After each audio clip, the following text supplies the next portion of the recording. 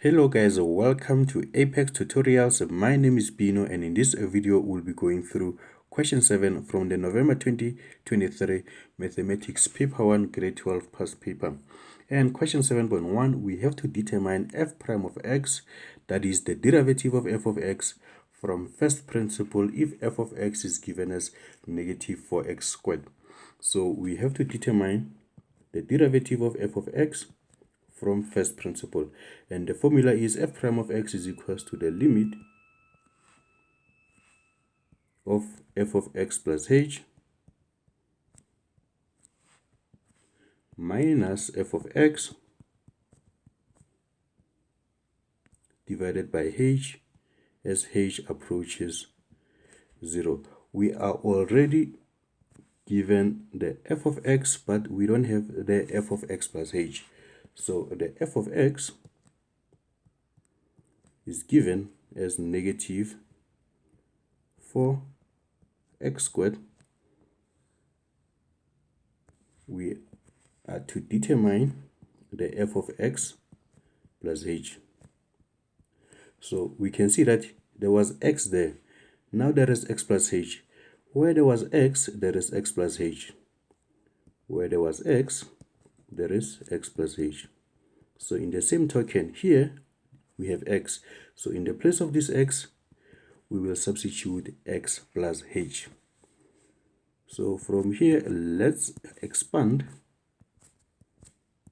So we have x plus h multiplied by x plus h. So we have two brackets because we are raised to the power 2. So f of x plus h will be equals to negative 4 multiplied by x plus h multiplied by x plus h. So let's distribute the x. So x multiplied by x will be equals to x squared. X multiplied by h will be equals to xh. Now let's distribute the h inside that parenthesis. So h multiplied by x will be equals to hx, or we can write it as xh because multiplication is commutative, plus h multiplied by h, which is equals to h squared. So our f of x plus h will be equals to negative 4 into x squared plus xh plus xh, a like term. So let's add these two. So xh plus xh is equals to 2xh plus h squared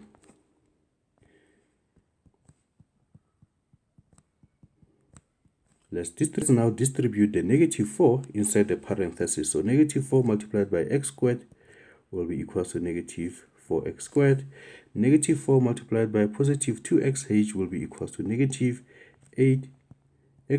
Negative 4 multiplied by h squared will be equals to negative 4h squared. So we have determined f of x plus h. So let's write the formula for differentiating using first principle again. So we have f prime of x is equals to the limit of f of x plus h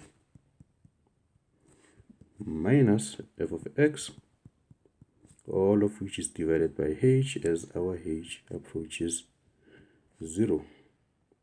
So we have determined that f of x plus h is equals to negative, okay, so let's write first the limit of negative 4x squared. So in the place of this f of x plus h, we substitute negative 4x squared minus 8xh minus 4h squared.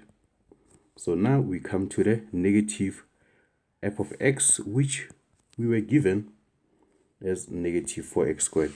So in the place of this particular f of x, we will substitute negative 4x squared, and this is divided by h as h approaches 0. So f prime of x will be equals to the limit of negative 4x squared minus 8xh minus 4h h squared. Negative multiplied by negative 4x squared will be equals to positive 4x squared. And we are dividing this whole thing by h as h approaches 0. So we can try to group the like terms, so we can see we have a term that has an x squared there and another term that has x squared there. So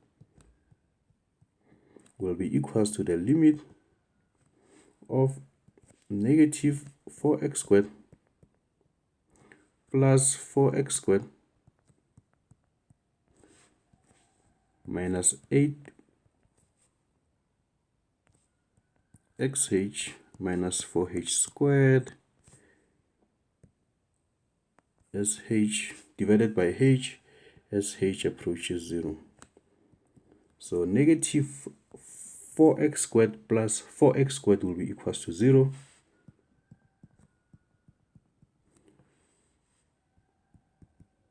And we'll be left with negative 8xh minus 4h squared divided by h as h approaches 0. So we can see from our numerator that we have a term that has h and another term here that has h. So we can take h as our common factor.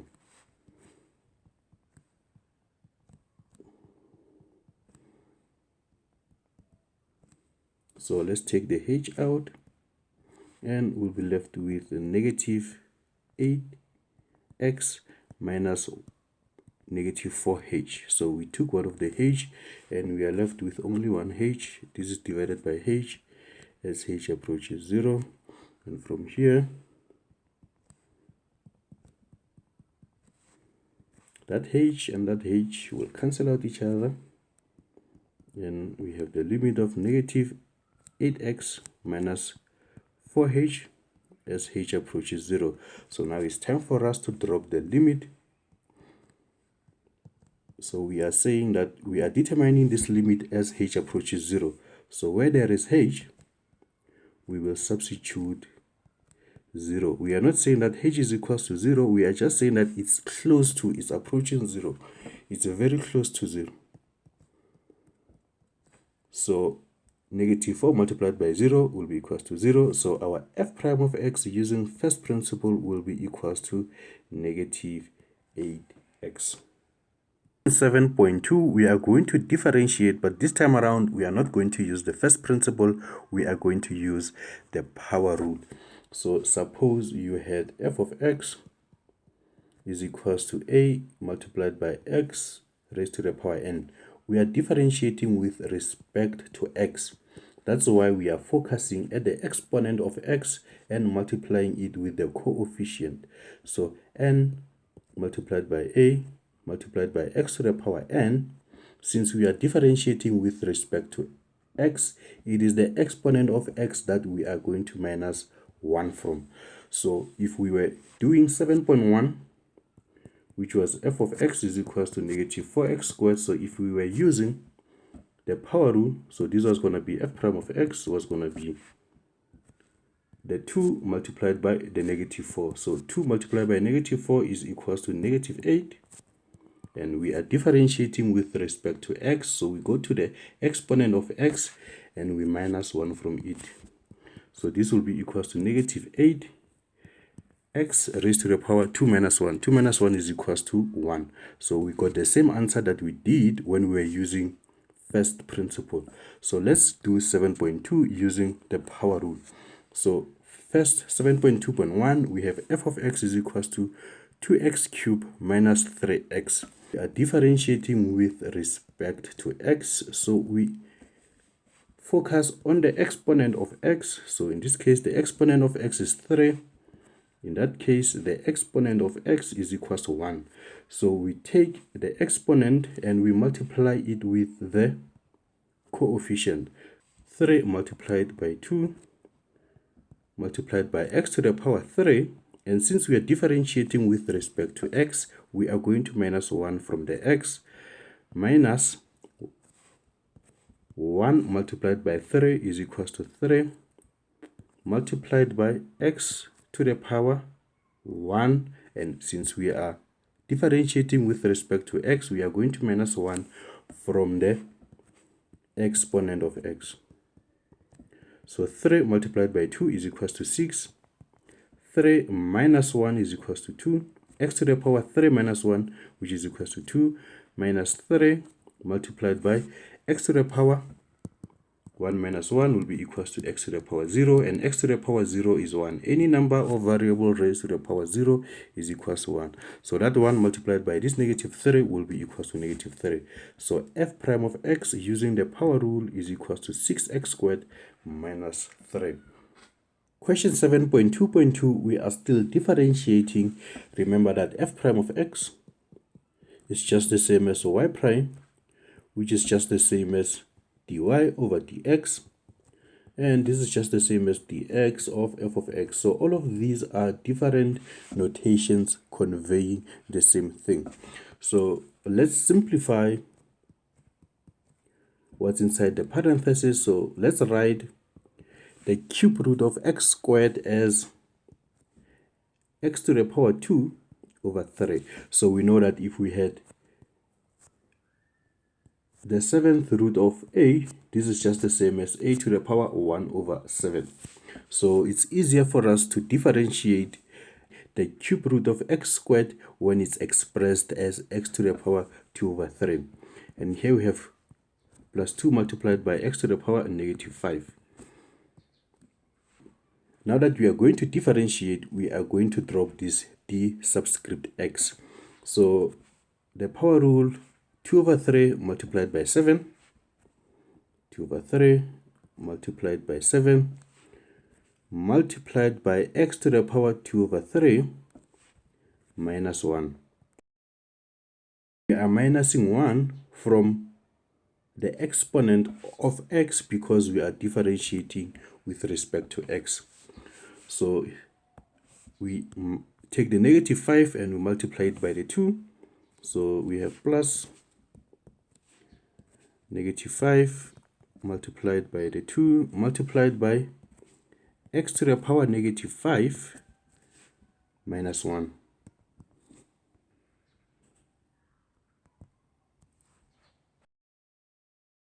Two over 3 multiplied by 7 will be equals to 14 over 3.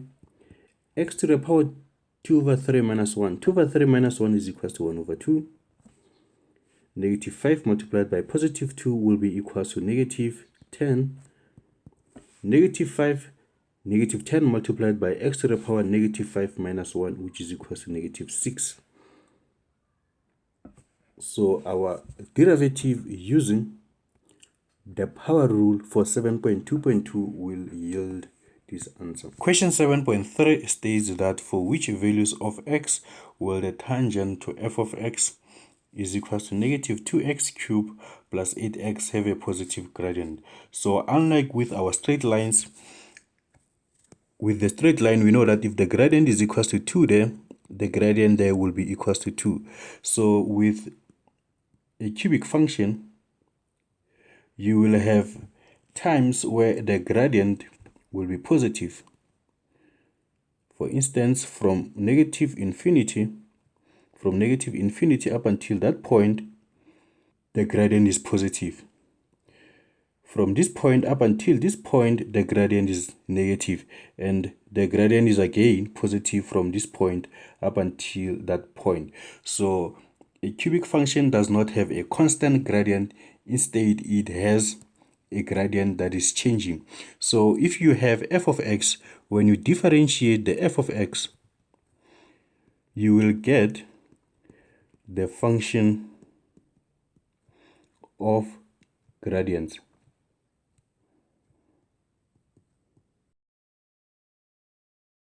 So let's differentiate the f of x.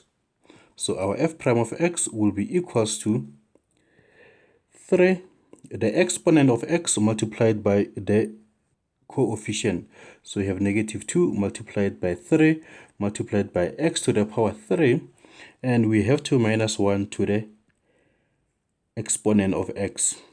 This is plus, there is 1 there, so that 1 multiplied by that 8 will be equals to 8 multiplied by x to the power 1 minus 1.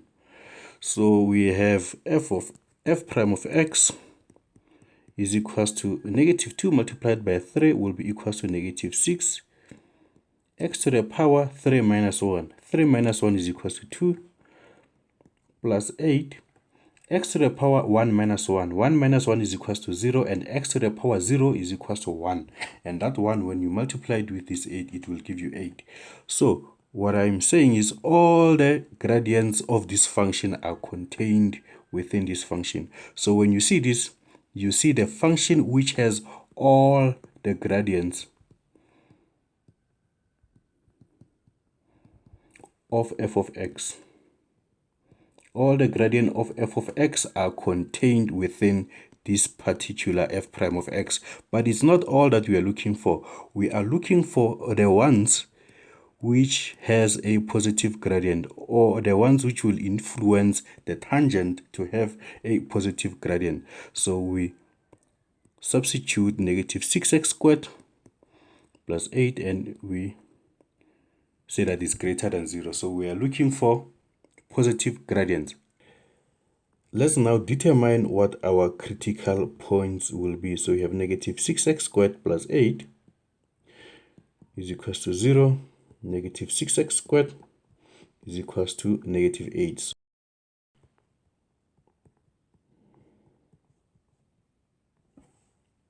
And we divide both sides of this equation by negative 6, such that that negative 6 and that negative 6 will cancel out each other, and our x squared will be equals to negative 8 divided by negative 6, which is equals to 4 over 3. We are solving for x, so from here we introduce the square root both sides, and when we introduce the square root both sides, we have to include the plus or minus. So our x will be equals to the square root, and the square will cancel out each other, and our x will be equals to plus or minus the square root of 4 over 3. The square root of 4 is equals to 2. The square root of 3 divided by the square root of 3. So now we have 2 points. We have x is equals to positive 2 over the square root of 3, or x is equals to negative 2 over the square root of 3. So from here, since we have our critical point, all that we have to do now is to solve for the inequality. And remember, we are not going to shade this because we don't have that equal sign there. So we have this as negative 2 over the square root of 3, and that is 2 over the square root of 3. There are 3 sections to our number line. The first one is from negative 2 over the square root of 3 to 2 over the square root of 3, and the second one is from 2 over the square root of 3 up until infinity, and the other one is coming from infinity up until negative 2 over the square root of 3. So we have 3 sections. We will take a number from this side, and from that range. So we are looking for the number that will give us a positive number when we substitute it into that. So any number this side that we can choose, let's go for negative 10. You can go for negative 5. And this side, let's go for 0. You can go for 0,5. You can go for 1. The choice is up to you. And this side, let's go for 10. You can go for 5. You can go for 100 or a million. It's really up to you. So let's substitute. So we have negative 6x squared plus 8x plus 8, is greater than 0. So we substitute the first. So let's substitute that 10, and let's see if it will give us a greater number than 0. Plus 8, so negative 6 multiplied by negative 10 squared plus 8, this will be equals to negative 592. While this thing is saying that we should get a number that is positive. So since negative 592 is not greater than 0, that means that that range is incorrect. So let's focus on the middle range. So now we substitute any number which is in the middle. So I'm going for 0. And this will be equals to 0 squared is 0. 0 multiplied by -6 is equals to 0. Plus 8 will be equals to 8. So 8 is giving us, so this middle range is giving us 8, which is greater than 0. So we know that that range is correct. So let's check that range. So any number from that range, let's take 10. I substitute 10 here. This will be equals to -592 again. So this side is also incorrect. So x is an element of -2 over the square root of 3 and 2 over the square root of 3. So this will be your answer for question 7.3. And yeah, any questions, you can leave them in the comment section below. And if you find this video useful, consider subscribing, liking, and sharing this YouTube channel with your fellow mates.